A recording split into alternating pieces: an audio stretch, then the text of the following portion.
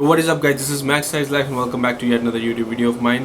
पता नहीं क्यों ये जगह जो है मेरी वीडियो स्टार्ट करने की फेवरेट जगह बन चुकी है। की वीडियो बहुत इंटरेस्टिंग होने वाली है। वीडियो को पहले लाइक कर दो क्योंकि ये आपके कमेंट्स के बेस पे है। तो I hope you guys like this policy that I am replying to your comments by making videos about them. Recently पूछा था कि आप प्लीज़ बताइए कि आपका ऑफर लेटर से लेके आपका जब तक वीज़ा आ गया उसके बीच का प्रोसेस क्या था। I am going to explain the whole process to you guys and I hope you guys will like it. So subscribe to my YouTube channel and stay tuned for more such informative videos and my vlogs that you will like. So guys, first come first, the first thing that you have to do once you get your offer letter is just go for your fee. आप लोग अपनी fees submit करनी होती है as soon as possible offer letter आने के बाद, so that आप आगे के प्रोसेस की तरफ बढ़ सको। आप लोगों ने एक साल की या एक सेमेस्टर की फीस देनी होती है। अगर आपकी फाइल वीक होती है तो मेरे हिसाब से अगर आपको 1% भी लगता है आपकी फाइल थोड़ी सी वीक है तो आपको एक साल की पूरी फीस दे के आनी चाहिए। और कुछ कोर्सेज में तो यू आर ऑब्लिगेटेड टू पे 1 ईयर, आप एक साल से कब की फीस पे ही नहीं कर सकते। तो इस तरह से भी होता है। कोर्स के अंदर था कि हाँ मेरे को चाहिए था कि यार मैं कर दूँ एक बार 1 साल की फीस, के बाद मैं आराम से चिल होकर बैठ जाऊँ।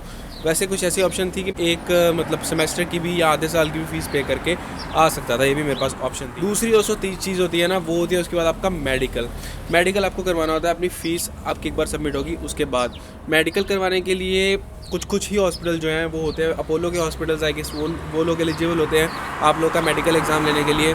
मेडिकल एग्ज़ाम के अंदर ना मुझे याद है अभी भी तकरीबन 3-4 घंटे लग गए थे। तो आप खुला एक दिन का पूरा टाइम लेके जाना क्योंकि आपको ऑब्वियसली ट्रैवल भी करना होगा। ये तो है नहीं कि सेम शहर के अंदर ही मेडिकल हो जाता है। मोस्ट ऑफ द लोगों को थोड़ा सा ट्रैवल करना पड़ता है मेडिकल के लिए, इधर उधर लेफ्ट राइट जाके अपना मेडिकल करवाना पड़ता है। तो मेडिकल के लिए just be prepared that way. तो गाइज इसके साथ साथ आपका जीआईसी का प्रोसेस भी साइमल्टेनियसली चलता है। जीआईसी इंडिया में जितने भी स्टूडेंट जाते हैं उन सब के लिए जीआईसी जो है वो एक मतलब बहुत इंपॉर्टेंट चीज़ होती है। वो जीआईसी एक आपका मतलब आपको करवानी पड़ती है। बहुत सारे इंटरनेशनल स्टूडेंट्स जो इंडिया से नहीं हैं उनकी कंट्री में ऐसे होता है कि कोलंबिया इज़ ए कंट्री या फिर फिलीपींस इज़ ए कंट्री, ऐसी कंट्रीज़ हैं। वियतनाम इज़ ए कंट्री जहाँ पे आपको जीआईसी जो है वो नहीं अपनी देनी पड़ती। गारंटीड इन्वेस्टमेंट सर्टिफिकेट की आपको ज़रूरत नहीं होती। आपको आपके घर वालों को आपको $10,000 नहीं देने होते।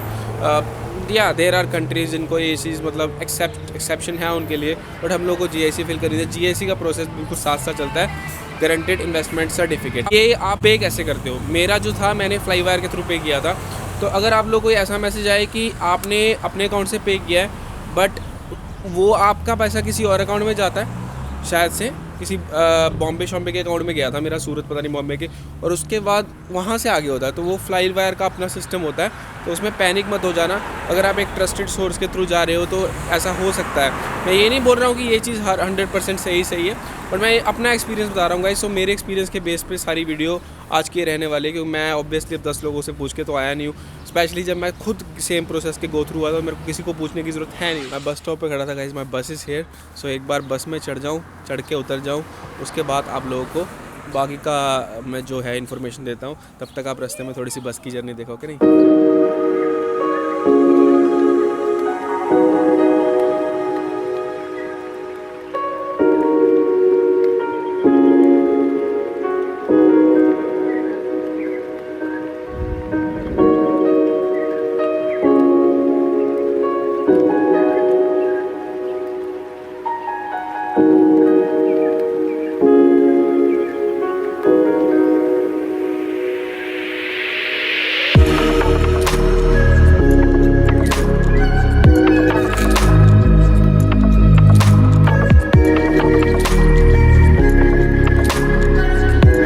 कुछ भी बोलो, ये एक्सप्लेन करना सारा process it took me back to 2019 when actually I was doing all this and very less people know that I did all the same things in 2017 as well जब मेरा वीज़ा रिफ्यूज़ हो गया। And after that I waited for 2 years for reapplying. I got 2 refusals on my name but I'm here.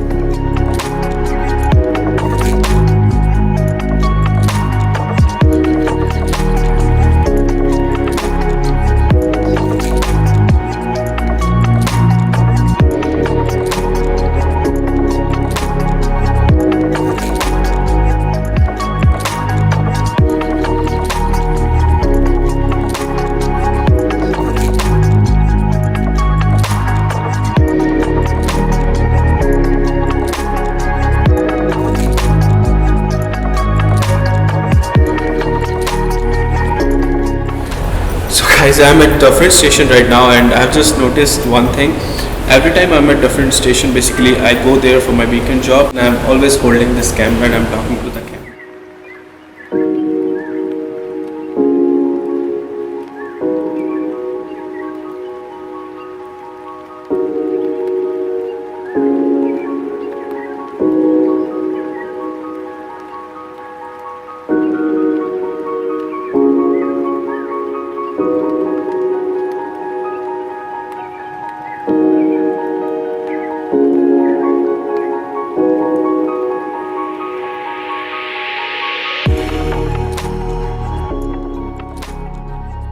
So guys, next step is SOP and biometrics.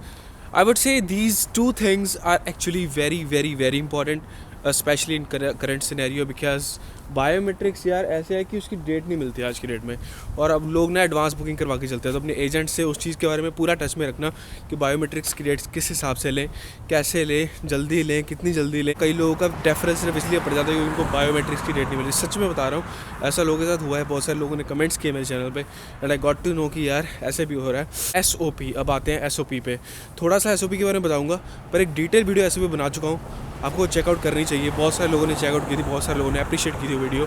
शायद आपने पहले से देखी हो, अगर नहीं देखी हो तो you can always go and check out. I will link in the description as well about the video, and pin comment में भी छोड़ दूंगा SOP के रिगार्डिंग वीडियो।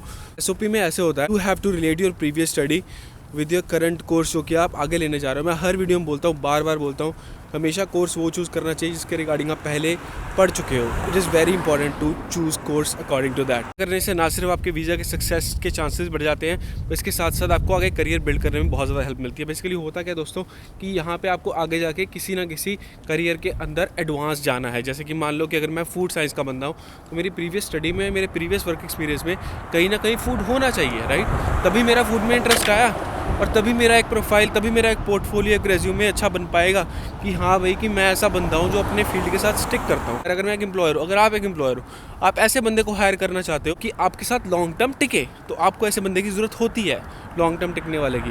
एंड पोर्टफोलियो से या रिज्यूमे से आप जज करते हो कि कौन सा बंदा लॉन्ग टर्म एक फील्ड के साथ स्टिक करता है कि नहीं करता है। गाइज, एक मेरी प्रो टिप रहेगी SOP के रिलेटेड, कभी अपनी SOP अपने एजेंट से मत लिखवाना। इसका मतलब ये नहीं है कि आप बिल्कुल भी उससे हेल्प नहीं ले सकते हो।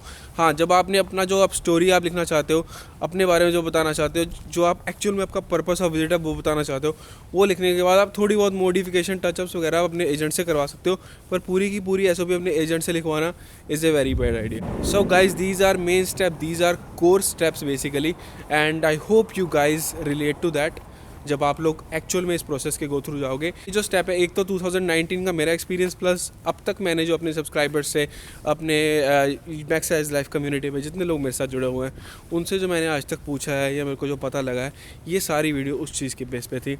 अगर आपका कुछ और एड ऑन है, अगर आप रिसेंट में 2022 में आप इस प्रोसेस के गो थ्रू हुए हो, कोई और स्टेप ऐड ऑन हुआ है, तो feel free to comment down below, let me know. अगर मेरे को लगा कि आप लोगों ने कोई बहुत ज़्यादा मतलब एडवांस इन्फॉर्मेशन प्रोवाइड की है, तो मैं उस कमेंट को पिन भी कर दूंगा, सो दैट जो बंदा रिसेंट में आए वो देख पाए। So guys, this is for today's video. I hope you guys like it. If you like it, give it a big fat thumbs up, share with your friends, subscribe to our YouTube channel, comment down below, let me know what you want to see next. I'll see you guys in the next one. Till then, peace out.